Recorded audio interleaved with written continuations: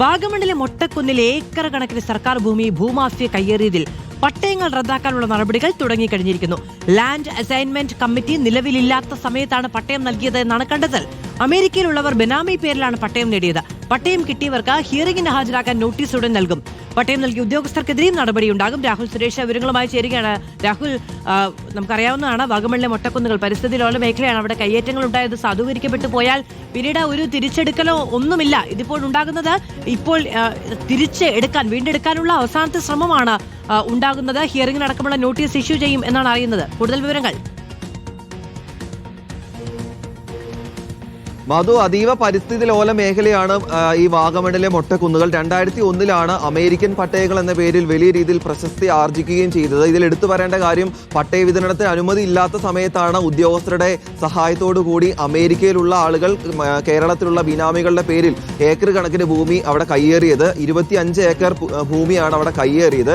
2011 ഈ ഭൂമി കയ്യേറി എന്ന് കണ്ടെത്തുകയും അവിടെ ആളുകളെ ഒഴിപ്പിക്കുകയും അവിടെ റവന്യൂ വകുപ്പ് ബോർഡുകൾ സ്ഥാപിക്കുകയും ചെയ്തിരുന്നു. പക്ഷേ കഴിഞ്ഞ ദിവസവും അത്തരത്തിൽ ബോർഡുകൾ സ്ഥാപിച്ച സ്ഥലത്ത് വീണ്ടും കയ്യേറ്റം നടന്നതായി റിപ്പോർട്ടർ അടക്കമുള്ള മാധ്യമങ്ങൾ ഇത് റിപ്പോർട്ട് ചെയ്യുകയും ചെയ്തിരുന്നു. ഇതേ തുടർന്നാണ് വീണ്ടും നടപടി ഉണ്ടാകാൻ പോകുന്നത്. ഈ കയ്യേറിയ ആളുകൾക്ക് വീണ്ടും നോട്ടീസ് നൽകിയ ശേഷം ഹിയറിംഗിന് ഹാജരാകാനാണ് ഇപ്പോൾ നിർദ്ദേശം നൽകിയിരിക്കുന്നത്. കൂടാതെ 2001 വിതരണം ചെയ്ത പട്ടയങ്ങൾ റദ്ദാക്കാനും സർക്കാർ നടപടി ആരംഭിച്ചിരിക്കുകയാണ്. ഒരു കാര്യം ഉറപ്പാണ്, 2001 ഈ നിയമങ്ങൾ ലംഘിച്ചുകൊണ്ട് ഈ പട്ടയം വിതരണം ചെയ്ത ഉദ്യോഗസ്ഥർക്കെതിരെയും കൃത്യമായിട്ടുള്ള നടപടി ഉണ്ടാകും. കൈക്കൂലി ഉൾപ്പെടെ വാങ്ങിയ ശേഷമായിരിക്കാം ഒരുപക്ഷെ ഇവിടെ ഈ ഉദ്യോഗസ്ഥർ ഈ ആളുകൾക്ക് പട്ടയം നൽകുകയും ചെയ്തിരിക്കുന്നത്.